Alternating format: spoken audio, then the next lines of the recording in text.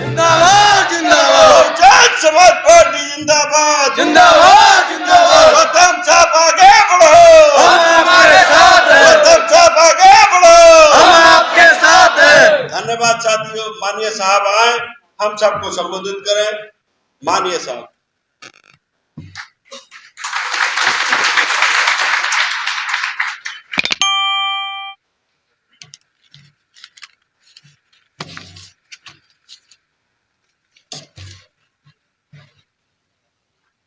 सर्वप्रथम करुणा के सागर तथागत गौतम बुद्ध, सामाजिक परिवर्तन के अग्रदूत, शिक्षा के जनक महात्मा ज्योतिबा फूले, आरक्षण के जनक कोल्हापुर विरासत के कुर्मी राजा छत्रपति साहू जी, भारतीय संविधान के रचयिता बौद्ध तत्व भारत रत्न बाबा साहब, दलितों, पिछड़ों, आदिवासियों और मुस्लिमों को राजनीति की मुख्य धारा में लाने वाले बहुजन समाज पार्टी के संस्थापक मान्यवर श्री कांशीराम साहब एवं बहुजन समाज पार्टी में जन्मे, बहुजन समाज में जन्मे तमाम संतों, गुरुओं और महापुरुषों के चरणों में श्रद्धा के सुमन अर्पित करते हुए साथ ही बहन कुमारी मायावती जी को अपना आदर्श नेता मानते हैं। और आज के दौर वक्ता गणों ने अपनी बात को रखा हुआ है और आज सब 24 सालों से समाज पार्टी यहाँ और बहुजन समाज पार्टी का जो संघर्ष है वो एक अलग तरह का संघर्ष। बहुजन पार्टी जब इस देश में 14 अप्रैल 1984 को माणिकांत साहब ने कहा तो बहुजन पार्टी दो बातें ली। बहुजन समाज पार्टी देश में चाहती है फिर क्या? जब कांग्रेस पार्टी, बीजेपी पार्टी है, तमाम पार्टियां हैं, बीएसपी का काम होगा, देश का काम करेगी और क्या होगा। जब बीजेपी बनाए तो उसका मकसद था समाज परिवर्तन और आर्थिक मुक्ति का आंदोलन बहुजन समाज पार्टी पूरे देश के अंदर चलाना चाहिए और उसी के तहत बहुजन समाज पार्टी पूरे देश काम करती। समाज परिवर्तन और आर्थिक मुक्ति का मतलब है इस देश के अंदर हम परिवर्तन करना चाहते हैं। समाज लेवल माने इसके छुआछूत, गरीबी सब खत्म होना चाहिए। के साथ जुल्म जाति नहीं होनी चाहिए, अत्याचार नहीं होना चाहिए, जन्म और जाति के स्थान पर, धर्म के स्थान पर किसी के साथ में भेदभाव नहीं होना चाहिए।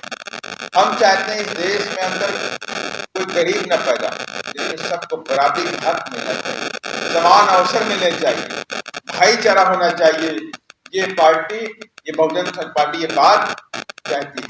लेकिन इस देश में लंबे अरसे तक जो पार्टियां रही उन पार्टियों का कभी भी कोई मकसद ये नहीं रहा कि इस देश के अंदर दबे कुचले वंचित मुस्लिम समाज के लोगों को इस देश में बराबर का दर्जा मिले और बराबर की भागीदारी को दी जाए।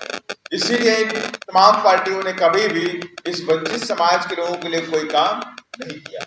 अगर इन लोगों ने कोई काम किया होता तो देश को आजाद हुए 76 साल हो गए और 76 सालों में भारत में बहुत बड़ा परिवर्तन हुआ। बहुत धन्ना सेठ पैदा हो गए, बड़े बड़े फैक्ट्री मालिक पैदा हुए, बड़े बड़े रईस बिल्डर्स पैदा हुए, बड़े बड़े लैंडलॉर्ड पैदा हो गए। लेकिन इन सब चीजों में से अगर आप देखने को पाएंगे एक भी बिजनेसमैन, एक भी लैंडलॉर्ड या एक भी धन्ना सेठ हमारे दलित समाज से दिखाई आपको नहीं पड़ेगा, आदिवासी समाज से दिखाई नहीं पड़ेगा। और यही बातें हम सब इस देश में परिवर्तन चाहते हैं। हम चाहते हैं इस देश के अंदर परिवर्तन होना चाहिए, सामाजिक रूप से परिवर्तन होना चाहिए और आर्थिक रूप से भी परिवर्तन होना चाहिए।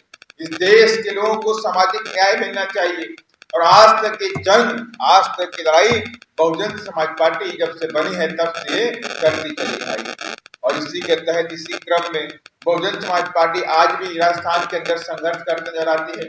बहुजन समाज पार्टी आज जहां भी जन्म जाति होती है, आए दिन राजस्थान के अंदर जन्म जाति होती रहती है। डेली कहीं ना कहीं हमारे नौजवान बच्चों का मर्डर हो जाता है या कहीं ना कहीं उनके साथ में, बहू बेटियों के साथ में दुराचार होता है।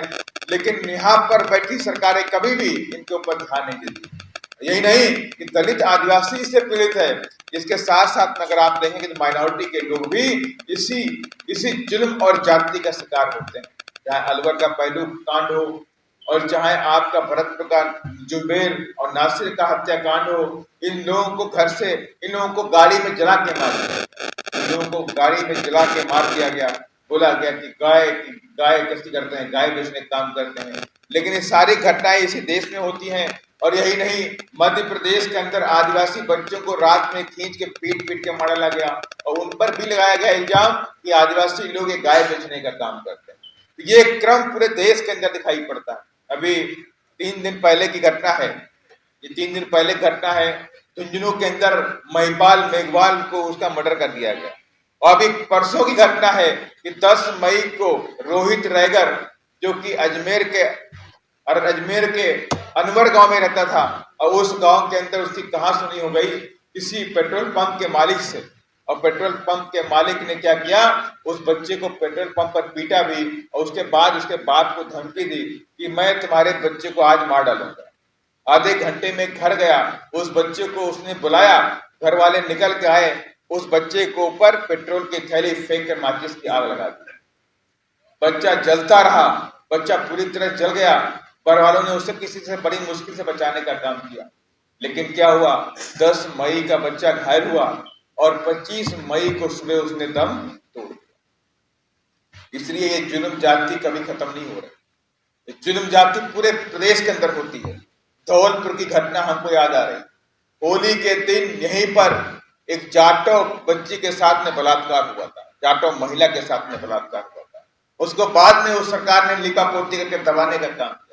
यही नहीं, आपके बगल में भरतपुर है, भरतपुर में नगर के अंदर जाटो बच्चे के साथ में मॉब लिंचिंग हुई। करौली के अंदर जाटो व्यक्ति का मर्डर हुआ, उसकी जमीन पे कब्जा कर लिया गया। तब जाके बहुजन समाज पार्टी के तमाम साथी, तमाम कार्यकर्ता पहुंचे और उन लोगों ने उस जमीन को कब्जा छुड़ा करके उस जाटो परिवार को वापस दिलवाने का दिया। और यही नहीं, आप सबको पता है, अगर आप रूपबास के आगे जाएंगे तो बयाना पड़ता, बयाना के आगे थोड़ा सा पार्ट नजरी कर लिया था। वहां पर जो वहां का विधायक है, वहां का विधायक जो भरतपुर का है, उस विधायक ने कम से कम 25 एकड़ जमीन, 250 बीघे जमीन, 250 बीघे जमीन जाटों की जमीन पे कब्जा कर लिया। 250 बीघे जमीन जाटों की जमीन थी, वो बेचारे उस पर खेती बाड़ी करते थे, उस जमीन पे कब्जा कर लिया। और उस जमीन को छुड़वाने के लिए मुख्यमंत्री कांग्रेस का नहीं आया, कांग्रेस के कोई नेता नहीं आए, तमाम हमारे जाटो समाज के जो दलाल बैठे हैं कांग्रेस में, वो लोग वहां घूमते रहे, लेकिन किसी ने किसी की नहीं सुनी। लेकिन किसकी सुनी, जब बहुजन समाज पार्टी के कार्यकर्ताओं ने, बहुजन समाज पार्टी के जिला कमेटी ने और बहुजन समाज पार्टी के साथी तौली जी ने वहां पे जो संघर्ष और मोर्चा खोल दिया, तो विधायक को जमीन छोड़ करके भागना पड़ा।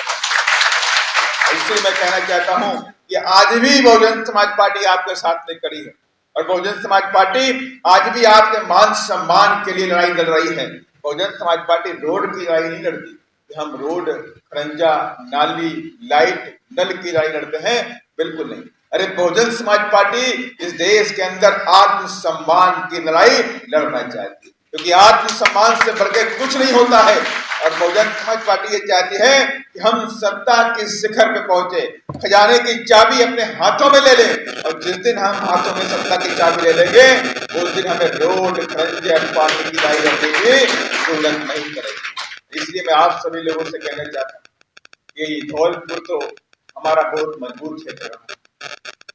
यहाँ पर आप सभी लोगों ने कई बार हमें विधायक देने का भी काम किया, और पिछली बार भी आप लोगों ने बहुत अच्छा वोट बारी से भी देने का काम किया। करीब 45 से 46 हजार वोट वहां पर पड़ा।